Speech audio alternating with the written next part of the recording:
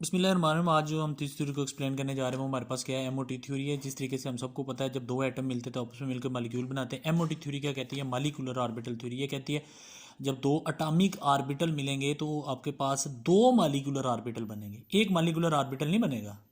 Mind में रखिएगा। जिस तरीके से फॉर एग्जांपल हम कहते हैं जनाब के ये हमारे पास एस ऑर्बिटल है, जब ये दूसरा एस ऑर्बिटल है तो आपके पास इन दोनों ने आपस में क्या कर लिया, ओवरलैपिंग कर लिया। वो तो हमें पता है, जिस तरह ये एक एटम के पास एक ही न्यूक्लियस होता है तो मालिक्यूल के अंदर दो एटम होंगे तो दो न्यूक्लियाई हो जाएंगे ना, तो इसके जो इलेक्ट्रॉन हैं वो दो न्यूक्लियाई के दरमियान सराउंड कर रहे होते हैं। ठीक है, तो दो एटम मिले तो मालिक्यूल बन गया, दो अटामिक ऑर्बिटल ने ओवरलैप किया तो एक दो मालिकुलर ऑर्बिटल बने। अजीब सी बात है कि ये हमें तो एक ही नजर, लेकिन मालिकुलर ऑर्बिटल थ्योरी कहती है नहीं जी, दो अटामिक ऑर्बिटल हैं तो आपस में ओवरलैप करेंगे, दो ही मालिकुलर ऑर्बिटल बनाएंगे। और फिर ये भी इन्होंने कह दिया कि दो मालिकुलर ऑर्बिटल जो बनेंगे उनमें से एक ऑर्बिटल की एनर्जी हाई होगी, एक ऑर्बिटल की एनर्जी क्या होगी, लो होगी। जहां इलेक्ट्रॉन होता है उस ऑर्बिटल की वो जगह उसकी एनर्जी क्या होती है, लो। इलेक्ट्रॉन हमेशा लो एनर्जी स्टेट के अंदर जाता है, लो एनर्जी स्टेट ऑर्बिटल के अंदर जाता है।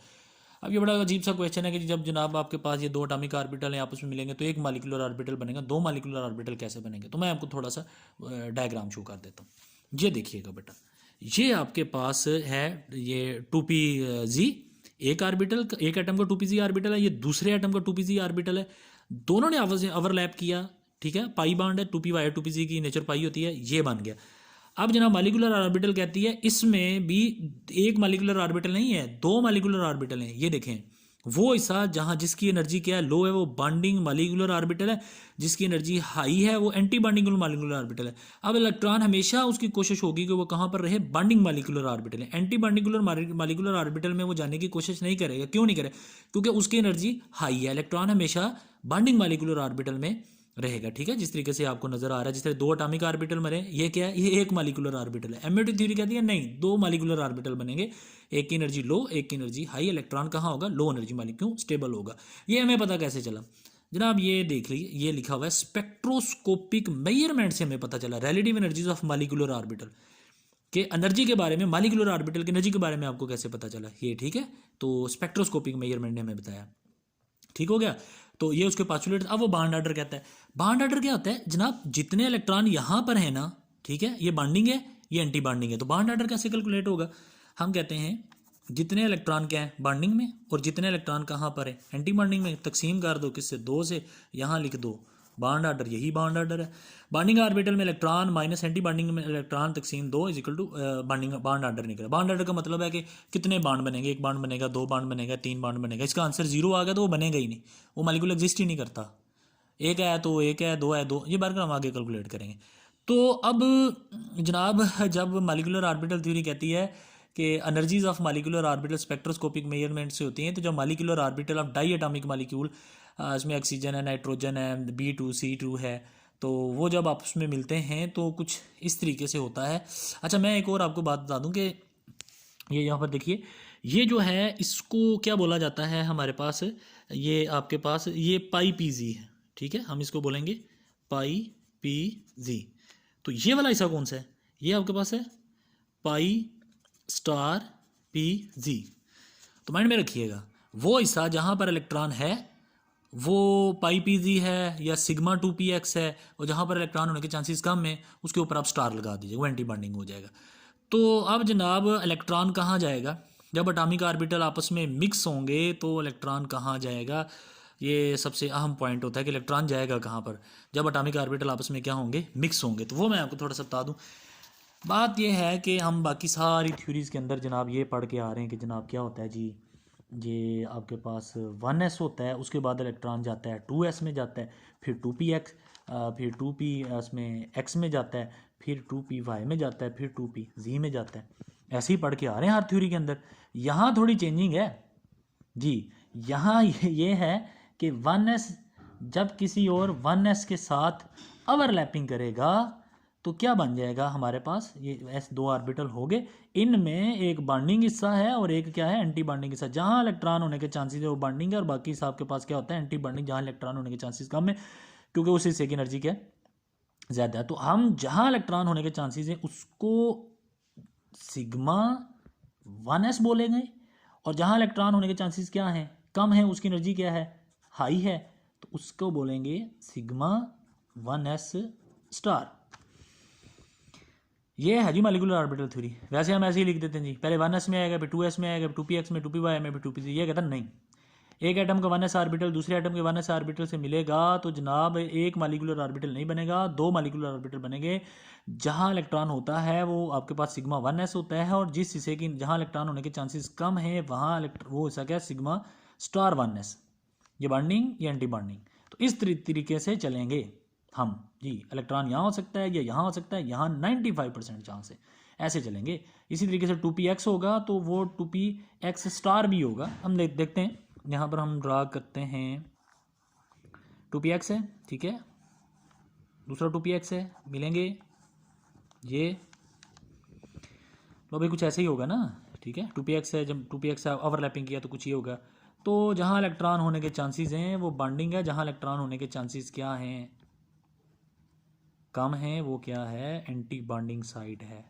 इसी तरीके से ये आपके सामने ड्रा हुआ है, बुक के ऊपर उन्होंने गिवन किया है। ये दोनों आपस में मिलेंगे, ये एक मॉलिक्यूलर ऑर्बिटल है, ऐसा नहीं है, दो मॉलिक्यूलर ऑर्बिटल होंगे। जहाँ इलेक्ट्रॉन होने के चांसेस है वो बॉन्डिंग मॉलिक्यूलर ऑर्बिटल, जहाँ कम चांसेस है वो एंटी बॉन्डिंग मॉलिक्यूलर ऑर्बिटल। तो बस इस तरतीब से आप इलेक्ट्रॉन की फिलिंग करेंगे, ऑफ बाउ प्रिंसिपल से, हुंड्स रूल से, इन रूल्स के मुताबिक से। हम जरा relative energy of molecular orbital देख लेते हैं तो किस तरीके से रेंज होगा। सबसे पहले हम देखेंगे इनकी, हम देखने जा रहे हैं O2 की और F2 की, ठीक है। अच्छा, इनकी कुछ इस तरीके से है कि रिलेटिव एनर्जी हमारी इलेक्ट्रॉन की जो है हमारे पास डाइटॉमिक मॉलिक्यूल है and their positive negative ion can arrange in the following increasing order, ठीक है। किस तरीके से वो होंगे, ये हमारे पास इस तरीके से होंगे जनाब के, ये आपके सामने सबसे पहले जो इलेक्ट्रॉन होने के चांस है वो कहाँ पर हैं, सिग्मा 2s में है इलेक्ट्रॉन। उसके बाद इलेक्ट्रॉन कहाँ जाएंगे, सिग्मा स्टार 2s में, ठीक है। ये एनर्जी का साइन है, इसकी एनर्जी कम है, इसकी एनर्जी ज़्यादा है यहाँ। उसके बाद कहाँ जाएंगे, सिग्मा 2px में जाएंगे, क्योंकि उसके बाद इसकी एनर्जी है। इसके बाद कहाँ जाएंगे जनाब इलेक्ट्रॉन, इसके बाद उनके चांस हैं pi P Y is equal to pi P G, यहाँ क्यों, क्योंकि इन दोनों की एनर्जी बराबर है, चूँकि इक्वल का साइन लगा हुआ है। इलेक्ट्रॉन की फिलिंग हो रही है भाई ऑर्बिटल के अंदर, जब वो ओवरलैप करेंगे सिग्मा 2s में पहले आएगा, फिर सिग्मा स्टार 2s में होने के चांस हैं, बॉन्डिंग है, एंटी बॉन्डिंग है, फिर यहाँ पर आएंगे। उसके बाद जिस तरह सिग्मा 2s है, सिग्मा स्टार 2s है, इसके बाद सिग्मा 2px है, सिग्मा 2px स्टार नहीं आएगा, वो आपके पास आएगा सबसे एंड पे। ये मैंने सिग्मा लगाना भूल गया, ये सबसे एंड पर आएगा। क्यों, क्योंकि भाई सिग्मा 2px की जो एनर्जी है, ठीक है, उसके बाद इनकी एनर्जी आती है सिग्मा स्टार 2px की, तो एनर्जी ही बहुत ज़्यादा हाई है, इस वजह से इलेक्ट्रॉन इधर नहीं आएंगे। ये मैंने किसका बताया, ऑक्सीजन का और फ्लोरीन का। अब मैं आपको बताऊंगा किनका, बोरान का, कार्बन का, ठीक है, और इसी के साथ आपको मैं बताऊंगा Li2 का, और इसी के साथ आपके पास किसके बताऊंगा, Be2। इनका क्या होगा। अच्छा, इनमें ना कहा जाता है कि ये जिस तरीके से आप, मैं समझाने के लिए आपको कह देता हूँ, ये शेल हैं, तो यहाँ पर जो इलेक्ट्रॉन है और यहाँ पर जो इलेक्ट्रॉन है, इस शेल के में अंदर जो इलेक्ट्रॉन है उसकी एनर्जी जो है, इस शेल के अंदर जो इलेक्ट्रॉन है उसकी जो एनर्जी है, एनर्जी इनकी बराबर नहीं है। अगर इलेक्ट्रॉन इस शेल के अंदर है, इसकी जो एनर्जी है, इस शेल के अंदर जो इलेक्ट्रॉन है इसकी जो एनर्जी है, इस शेल के अंदर जो इलेक्ट्रॉन है इसकी जो एनर्जी, इन सब इलेक्ट्रॉन्स की एनर्जी बराबर नहीं है। तो इनके केस में, बोरान के केस में, कार्बन के केस में, लिथियम के केस में, बेरिलियम के केस में ये कहा जाता है कि भाई ये जो एनर्जी डिफरेंस है ना इनके दरमियान, शेल के दरमियान, ठीक है, आप सिर्फ इतना समझ लें, बाद में बताऊंगा किन शेल की बात हो रही है।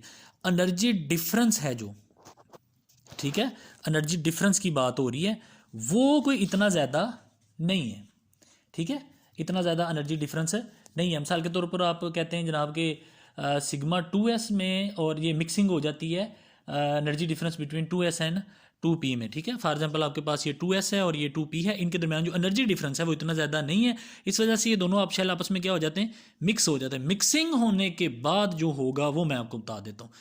2s में और 2px में एनर्जी डिफरेंस इतना ज़्यादा नहीं है, इस वजह से आपस में क्या हो जाएंगे, 2s और 2p में इतना एनर्जी डिफरेंस नहीं है, आपस में मिक्स हो जाएंगे। फिर क्या होगा, फिर कुछ इस तरीके से होगा।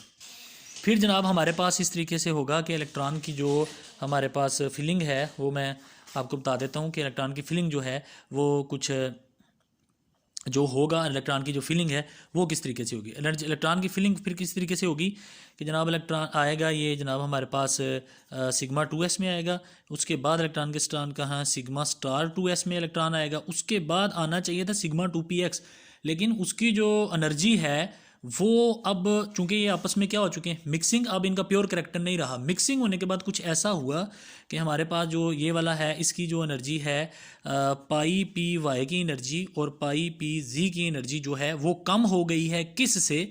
हमारे पास एनर्जी कम हो गई है इन दोनों की सिग्मा 2px से। सिग्मा 2px की एनर्जी हाई हो गई है आफ्टर मिक्सिंग, ठीक है, क्योंकि एनर्जी डिफरेंस इतना नहीं था, ठीक है, इसमें। अब इसके बाद हमारे पास इलेक्ट्रॉन जो हैं वो आएंगे आपके पास पाई स्टार इसमें 2py में और पाई स्टार 2pz में, क्योंकि अच्छा ये दोनों इक्वल साइन इनके दोनों में दरम्यान क्यों लिखा गया? क्योंकि ये मिक्सिंग में इन्वॉल्व ही नहीं थे, ठीक है। और सबसे आखिर पे इलेक्ट्रॉन किस में आएगा? सिग्मा स्टार 2px में, ठीक हो गया। तो अब हम इसको आगे बॉन्ड ऑर्डर कैलकुलेट करना सीखेंगे, ठीक है।